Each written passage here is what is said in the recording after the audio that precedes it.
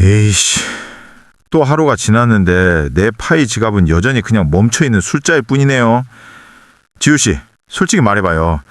우리 지금 폐쇄된 지하철역에서 기차를 기다리는 바보들 같지 않아요? 밖에서는 비트코인이 춤을 추고 개나 고양이 그림 그려진 밈코인들은 가격이 미친 듯이 오르잖아요. 그런데 파이는요? 맨날 커밍 순, 곧 옵니다, 곧 됩니다, 잠시만요. 나 이제 니콜라스 박사의 그 뻔한 레파토리에 지치기 시작했다고요. 민호 씨, 또 성격 급하게 구시네요. 고기나 구우면서 제 얘기 좀 들어봐요. 파이가 조용하다고 하셨죠? 어제 벨기에 브뤼셀에서 터져나온 충격적인 소식 모르세요? 아니면 거래소의 빨간색, 파란색 차트만 쳐다보고 계신 거예요? 브뤼셀이요? 그 초콜릿 맛있는 동네 말인가요? 그게 내 치킨집이랑 쌓여있는 파이랑 무슨 상관입니까? 코어팀이 파이를 초콜릿이랑 바꿔주기라도 한답니까? 초콜릿보다 훨씬 중요하죠. 유럽 입법계의 측근 소식통에 따르면 파이 네트워크가 미카, 암호자산시장법 규제 준수와 관련해 예비적인 진전을 이뤘다고 합니다. 이게 무슨 뜻인지 아세요? 미카? 들어본 것 같기도 하고. 국회의원들이 텔레비전 나와서 싸우던 그 법안 맞죠? 하지만 그건 그냥 종이 조각이잖아요. 원화나 달러로 바꿔주는 것도 아닌데 왜 그렇게 중요하게 생각해요? 바로 그 사고방식 때문에 민호 씨가 아직 구조를 못 받는 거예요. 미카는 휴지 조각이 아닙니다. 그건 현재 유럽에서 디지털 자산이 살아남기 위해 필요한 세계에서 가장 강력한 통행증입니다. 한번 보세요. 왜 수많은 대형 거래소들이 제재를 받고 수십억 달러의 벌금을 물었겠어요? 음지에서 영업했기 때문이죠. 반면 파이가 조용히 미카를 준수한다는 것은 파이 노드들과 민호 씨의 지갑이 유럽 법의 보호 아래 작동하게 된다는 뜻입니다.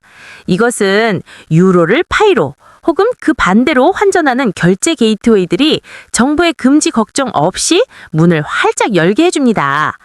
민호 씨가 파이를 팔아서 법정 화폐를 챙기고 싶다면 이게 바로 그 첫 번째 주춧돌이라고요. 듣고 보니 솔깃하긴 하네. 그러니까 파이가 노점상처럼 장사하는 게 아니라 제대로 된 사업자 등록증 내고 정식으로 간다는 거죠. 하지만 너무 오래 걸려요. 법적인 건 그렇다 치고 기술은요. 소문에 의하면 코어팀이 또 무슨 파이 루비인가 뭔가를 만들었다던데 이번엔 보석이라도 팔려는 겁니까? 가볍게 웃으며 민호 씨는 참 상상력이 풍부하시네요. 파이 루비는 보석이 아닙니다. 돈 받고 파는 새로운 토큰도 아니고요. 우리 기술계에서 루비는 아주 유명한 프로그래밍 언어예요. 그리고 민호 씨가 들으신 건 정확히 말하면 코어팀이 파이 루비 SDK라고 줄여 부르는 강력한 백엔드 도구 세트를 통합했다는 사실입니다. 또 전문 용어. 백엔드니 SDK니 하는 게 나한테 무슨 도움이 됩니까? 번개 버튼 누르는 속도라도 빨라져요?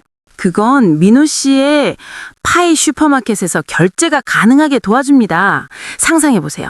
파이 생태계가 출퇴근 시간에 서울 지하철역과 같다고 칩시다. 지난 몇 년간 우리는 그저 여간을 산책만 했지 아무도 카드를 찍고 기차를 타지 못했어요. 하지만 이번 파이 루비 업데이트는 트랜제션 서브미션, 즉 실제 거래 전송 기능을 가능하게 합니다. 제가 소스 코드를 뜯어봤거든요. 그들이 뭘 하고 있는지 아세요? 지금 스트레스 테스트를 돌리고 있어요. 스트레스 테스트요? 네트워크한테 스트레스를 준다고요? 제가 집에서 파이 채굴한다고 전기세 때문에 와이프한테 잔소리 들을 때처럼요? 비슷해요. 10만 명의 사람이 10만 개의 서로 다른 상점에서 동시에 송금 버튼을 누르는 상황을 시뮬레이션 하는 거죠. 네트워크가 붕괴하지 않는지, 퇴근 시간 강남대로처럼 거래가 막히지 않는지 확인하는 겁니다. 로그 파일의 예비 결과에 따르면 파이 루비는 거래를 5초 이내에 처리하도록 설계되었습니다. 민호 씨 인터넷이 불안정해도 시스템이 알아서 똑똑하게 롤백, 즉 되돌리게 하거나 제시도 합니다. 5초요? 에이, 뻥치지 마요. 비트코인 보낼 때 1시간이나 걸리던데 네트워크 막히는 날엔 다음날 아침까지 기다려야 하고요. 이더리움은 가스비가 살인적이라 $10 보내려면 수수료가 $50 나들잖아요. 파이가 5초 만에 된다면 저 형님 뻘 되는 코인들보다 낫다는 겁니까?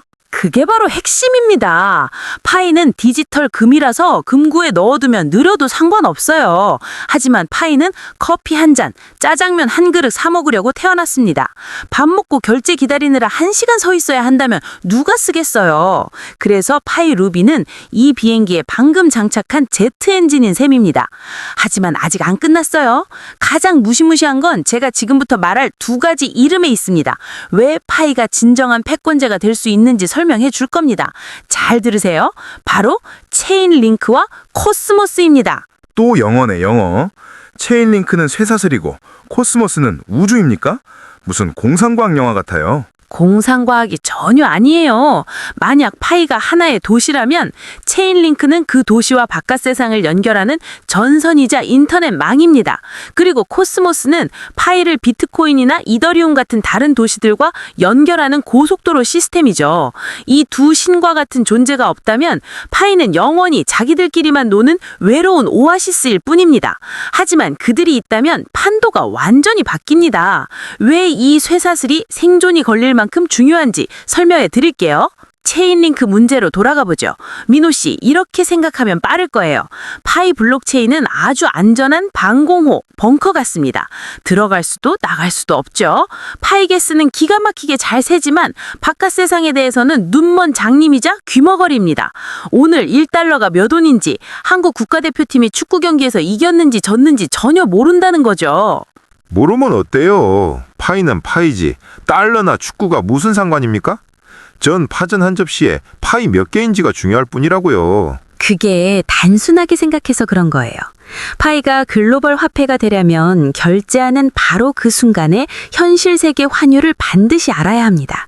예를 들어 민호 씨가 파전 한 접시를 10달러에 판다고 칩시다. 손님이 파이로 결제할 때 시스템은 지갑에서 몇 파이를 차감할지 자동으로 계산해야겠죠. 만약 체인링크가 정확한 환율 데이터를 제공하지 않는다면 그 숫자는 누가 정합니까? 민호 씨가 정해요? 아니면 손님이 정해요? 당장 멱살 잡고 싸울걸요. 체인링크는 바로 오라클, 즉 기술적인 예언자가 되어 블록체인 안으로 실제 데이터를 아무도 조작할 수 없게 정직하게 넣어주는 역할을 합니다. 이게 있어야 파이가 복잡한 스마트 컨트랙트, 예를 들어 비가 오면 자동으로 보험금을 지급하는 기능 같은 걸 수행할 수 있다고요. 아, 그렇구나. 그러니까 가격을 판결해주는 심판 같은 거네요? 그런데 잠깐만요, 지훈 씨. 그 말을 들으니 더 걱정되는데요? 만약 저 체인링크라는 놈이 시장 가격을 가져온다면 파이 가격도 거래소 따라서 오르락 내리락 한다는 거 아닙니까? 그럼 우리 커뮤니티가 맨날 외쳐대는 1파이당 집 한 채 가격, 그 GCV 314만 1,599달러의 꿈은 물 건너가는 거 아니에요? 아주 좋은 질문입니다. 이게 바로 지금 가장 논란이 되는 지점이죠. 한쪽은 시장 상황 무시하고 우리가 정한 가치를 믿자는 GCV파, 다른 한쪽은 체인링크가 지원하는 것처럼 수요와 공급에 따라 오르내리는 현실적인 시장 가치를 믿자는 파. 거참 골치 아프네. 이건 수많은 파이오니어 형님들의 신념을 건드리는 문제인데. 자, 지금 방송 듣고 계신 형님들 어떻게 생각하십니까? 거기 앉아서 코웃음 치고 계신 거 다 압니다. 지금 당장 아래에 댓글 한번 달아보세요. 어려운 말 늘어놓지 말고 딱 잘라 말해봅시다. 형님들은 무슨 팀입니까? 1팀 몽상가파. 세상이 뭐라던 죽어도 GCV 314만 1,599달러 믿는다. 2팀 현실파. 체인링크 참조해서 시장 가격 인정한다. 낮아도 팔고 높아도 판다. 1번 아니면 2번 댓글로 바로 적어보세요. 어느 쪽이 더 많은지 봅시다. 저는 1번 쪽으로 기울긴 하는데 지훈 씨 말 듣고 나니 2번이 더 일리가 있어 보이네요. 빨리요. 댓글 읽고 나서 얘기 계속 할 겁니다. 사람들이 기술을 이해하게 되면 2번 팀이 점점 더 많아질 거라고 장담해요. 하지만 논쟁은 시청자분들께 맡기죠. 이제 두 번째 중무기인 코스모스로 넘어가 봅시다. 체인링크가 데이터를 가져오는 달이라면 코스모스는 도시간 고속도로 시스템입니다. 민호 씨, 파이가 고립될까 봐 무섭나요? 마치 신한은행 카드에 원화가 있는데 국민은행 ATM에서는 못 뽑는 것처럼요. 당연히 무섭죠. 딴 데서 못 쓰는 돈이면 휴지 조각이랑 뭐가 달라요. 많은 사람이 파이는 폐쇄형 네트워크라서 자기들만의 리그라고 하던데 그게 진짜입니까? 예전에는 자기들만의 리그가 맞았어요. 하지만 파이가 코스모스 SDK를 통합했다는 사실이 그 편견을 박살냈습니다. 코스모스는 블록체인들의 인터넷이라고 불립니다. 코스모스의 IBC 프로토콜 덕분에 미래의 파이코인은 옆 동네로 놀러 갈 수 있게 됩니다. 파이를 팔아서 다른 돈으로 바꿀 필요 없이 이더리움이나 바이낸스 스마트 체인 네트워크에서 파이를 사용해 직접 상호작용할 수 있다는 뜻이에요. 심지어 파이 기반의 앱들은 전용 차선을 달리면서도 전체 네트워크의 보안을 공유할 수 있습니다. 즉, 아까 제가 말한 스트레스 테스트 때처럼 사용자가 몰려도 교통체증 걱정이 없다는 거죠. 잠깐만요. 천천히 좀 말해봐요. 뇌용량 초과네. 그러니까 내 파이가 다른 나라, 다른 블록체인으로 여행을 가도 여전히 파이로 인정받는다는 거죠? 환전 수수료 바가지 안 쓰고요. 정확해요. 그걸 상호 운영성, 인터오퍼러빌리티라고 합니다. 이건 웹 3.0의 필수 트렌드예요. 같은 통신사끼리만 문자가 되는 메신저를 누가 쓰고 싶어 하겠어요. 블록체인도 마찬가지입니다. 코스모스는 파이가 글로벌 금융의 흐름에 합류하도록 돕습니다. 그렇게 되면 다른 생태계의 유동성, 돈이 파이로 역류해 들어올 수 있어요. 무슨 말인지 아시겠죠? 외부의 수십억 달러 자금이 이 다리가 놓이기만을 기다리고 있다는 겁니다. 아이고 세상에. 이렇게 중요한 뉴스를 왜 이제야 말해주는 겁니까? 난 그것도 모르고 요 며칠 파이가 전 세계한테 왕따 당하는 줄 알고 전전긍긍했잖아요. 알고 보니 몰래 큰 바다로 나가는 고속도로를 뚫고 있었네. 여러분 들으셨죠? 거기 앉아서 뜬구름 잡는 소리 그만하세요. 코스모스니 체인링크니 모르면 진짜 원시인 취급받습니다. 이참에 진짜 말씀드리는데 아직 채널 구독 안 누르신 분들 당장 누르세요. 제가 돈 벌려는 게 아니라 다음에 메인넷 소식이나 이런 골치 아픈 기술 얘기 나오면 알림벨이 바로 울려서 여러분 지갑 지키게 해주려고 그러는 겁니다. 남들은 코스모스 고속도로 위에서 슈퍼카 몰고 질주하는데 혼자 막다른 공목에서 삐걱거리는 자전거 타기 싫으면요. 아래 빨간 버튼 빨리 누르세요. 민호 씨 오늘따라 아주 열정적이시네요. 하지만 맞는 말이에요. 시장이 무너져서가 아니라 무지가 우리 돈을 잃게 만드는 가장 큰 원인이니까요. 그런데 민호 씨, 고속도로도 있고 데이터 다리도 생겼어요. 하지만 한국 금융의 역사는 우리에게 아주 고통스러운 교훈을 하나 가르쳐줬습니다. 몇 년 전 루나와 테라 대참사 기억하시죠? 아이고, 그 얘기 꺼내니까 또 속이 쓰리네. 내 사촌동생이 그 폭락 때문에 집까지 팔아먹었어요. 정점에서 나락으로 떨어졌지. 지은 씨 말은 파이도 그 전철을 밟을 수 있다는 겁니까? 그 운명의 밤을 잊을 수 있는 사람은 없죠, 민호 씨. 한국 크립토의 자존심이었던 루나가 단 48시간 만에 붕괴했습니다. 수십억 달러가 증발했어요. 왜 그랬을까요? 부실한 기초 위에 너무 빨리 지었기 때문입니다. 그들은 가격을 유지하기 위해 알고리즘을 썼지만 가치를 지탱해줄 실용 커뮤니티가 없었어요. 그만해요. 그해 한강에 멍하니 서 있던 사람들 생각하면 아직도 소름 돋으니까. 그런데 지훈 씨 말은 파이가 이렇게 군뱅이처럼 느린 게 곤도형의 전철을 밟지 않기 위해서라는 거예요? 아니면 그냥 코어 팀의 무능력에 대한 변명입니까? 그건 전략이지 변명이 아닙니다. 보세요. 파이는 루나와 정반대의 길을 가고 있습니다. 루나는 탑의 꼭대기에 가격을 천정부지로 올리는 것을 먼저 쌓고 기초를 나중에 걱정했어요. 폭풍이온이 무너졌죠. 반면 파이는요. 피라미드의 기초를 닦는 데만 6년을 썼습니다. 제1기초, KYC를 통과한 5,500만 명의 실제 사용자. 이건 금융 공격에 대한 방패입니다. 제2기초, 법적 준수. 아까 말한 미카 같은 규제 준수는 오픈 메인넷 때 루나처럼 어떤 정부도 파이에 스위치를 내릴 명분을 주지 않기 위함입니다. 듣고 보니 일리가 있네. 토끼처럼 빨리 뛰다 절벽으로 떨어지느니 거북이처럼 느려도 확실하게 가는 게 낫다? 정확합니다. 글로벌 금융 시스템에는 전원 끄기 버튼이 있어서는 안 됩니다. 파이는 훗날 민호 씨 자산의 절대적인 안전을 보장하기 위해 지난 몇 년간 사기다, 시간 끈다 라는 욕을 먹는 길을 택한 겁니다. 자산이 급등했다가 휴지 조각이 되는 걸 원하세요? 아니면 천천히 오르더라도 자식 세대까지 쓸 수 있는 지속 가능한 자산을 원하세요? 아유, 사양할게요. 부자가 좀 늦게 돼도 괜찮으니 루나 때처럼 심장마비 거리는 건 사절입니다. 하지만 지속 가능하려면 쓸모가 있어야죠. 채굴해 놓고 감상만 할 거면 갖다 버려야지. 맞아요. 쓸모가 있어야죠. 바로 이때 스마트 컨트랙트가 등장합니다. 파이가 스마트 컨트랙트를 통합한다는 유출 정보는 파이를 가상화폐에서 똑똑한 화폐로 바꾸는 전환점입니다. 또 똑똑하다네? 걔가 나보다 어디가 똑똑한데요? 신뢰라는 과정을 생략하게 해주니까요. 현실적인 예를 들어볼게요. 민호 씨가 휴가차 제주도 가는 비행기표를 파이로 결제했다고 칩시다. 그리고 5파이를 내고 비행기 지연 보험도 들었어요. 보통 비행기가 연착되면 어떻게 하죠? 지연 확인서 떼러 뛰어다니고 서류 작성하고 보험사 승인까지 한 달은 기다려야 돈 받죠? 맞아요. 귀찮아 죽겠어요. 한 번은 귀찮아서 그냥 서류 갖다 버렸다니까요. 하지만 파이의 스마트 컨트랙트라면 다릅니다. 인천공항 전광판에 딜레이가 뜨는 순간 스마트 계약이 자동으로 발동합니다.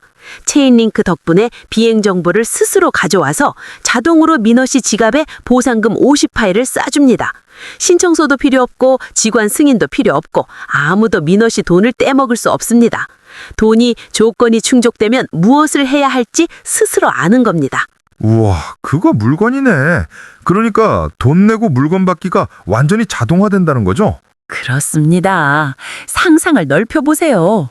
월세 계약, 사업자금 대출, 직원 급여 지급, 이 모든 게 파이 블록체인 위에 미리 프로그래밍 됩니다. 파트너가 말을 바꿀까가 걱정할 필요가 없어요. 이것이 대기업들이 파이를 주시하는 이유입니다. 그들은 투기하려고 파이가 필요한 게 아니라 운영 비용을 절감해주는 이 스마트 컨트랙트 인프라가 필요한 겁니다.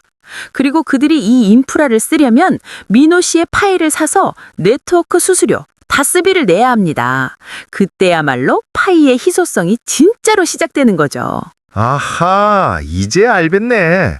걔네들이 왜 몇 년 동안 골방에 박혀서 코드만 짰는지 이제 이해가 갑니다.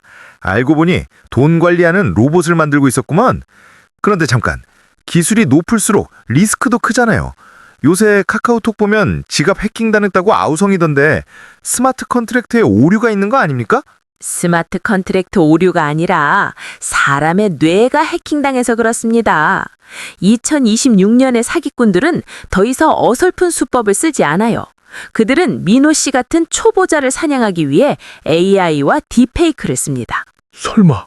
민우 씨, 유학 간 딸내미가 울면서 아빠, 나 죽게 생겼어. 빨리 파이 지갑 비밀 구절 좀 보내줘. 라고 영상통화를 걸어온다면, 근데 그 얼굴이랑 목소리가 딸이랑 똑같다면 믿으시겠어요?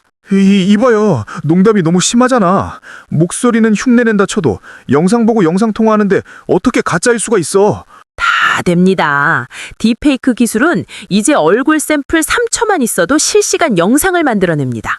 서울에서만 수천 명의 피해자가 니콜라스 박사를 사칭하거나 아주 신뢰감 있게 생긴 파이 지원센터 직원을 사칭한 영상통화에 속아 파이 지갑을 털렸습니다.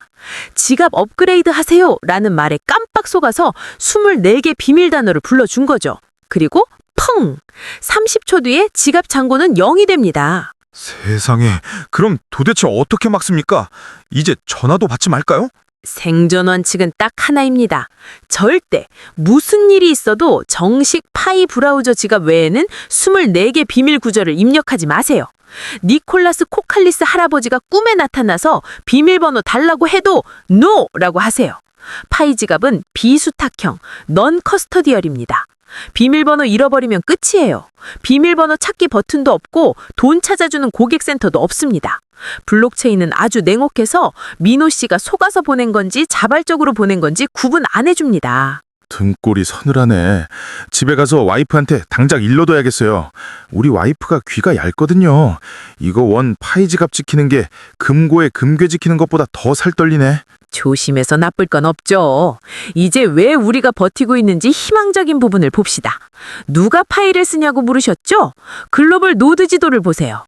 어제 온체인 데이터에 따르면 20만 개 이상의 노드가 활발하게 작동 중입니다. 어느 나라 노드 밀도가 제일 높은지 아세요? 중국 아니에요? 쪽수가 많으니까.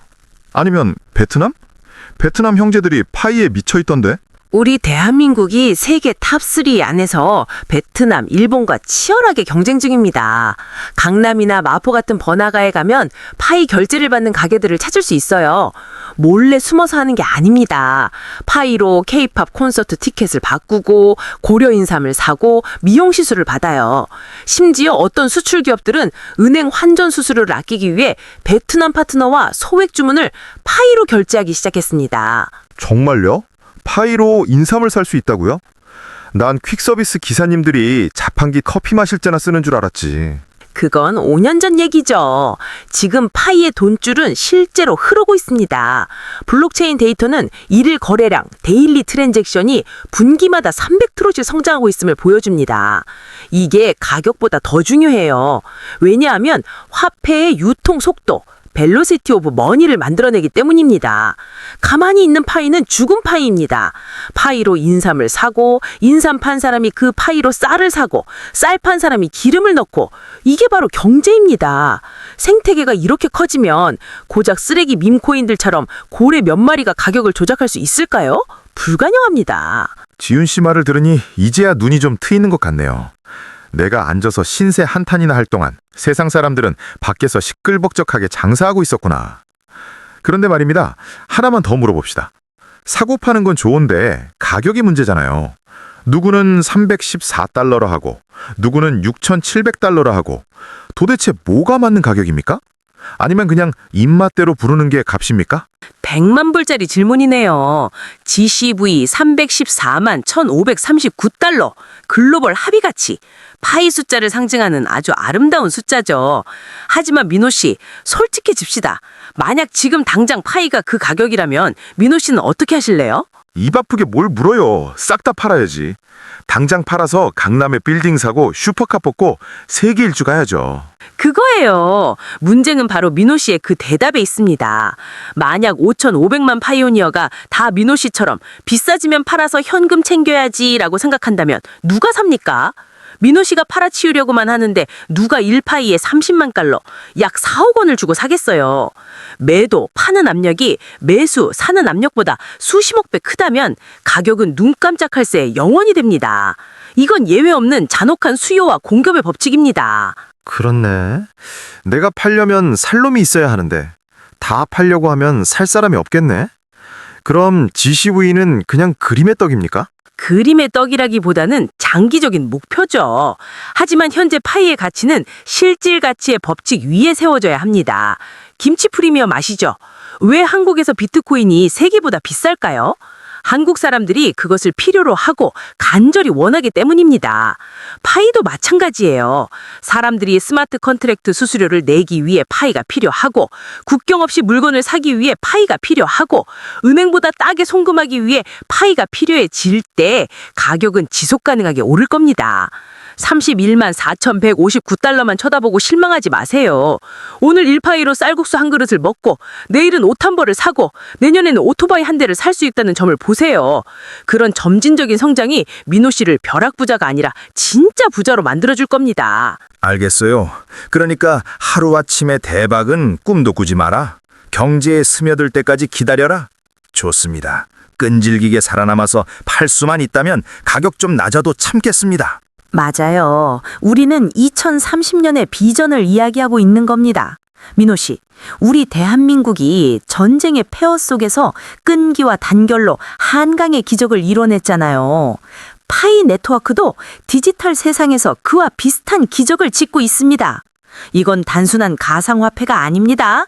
사회적 금융 인프라입니다.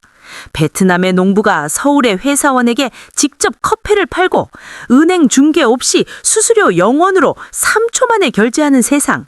그게 자유고 그게 미래입니다.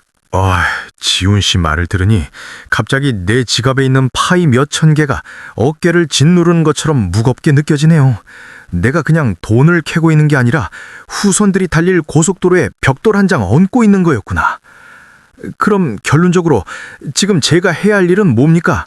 24개 단어 꽉 쥐고 있는 거 말고는요. 간단합니다. 첫째, 지갑 절대 사수.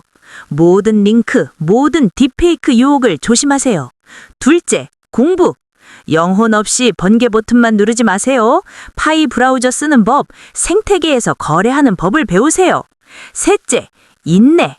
반짝하고 사라지는 잡코인 프로젝트들과 비교하며 조급해하지 마세요.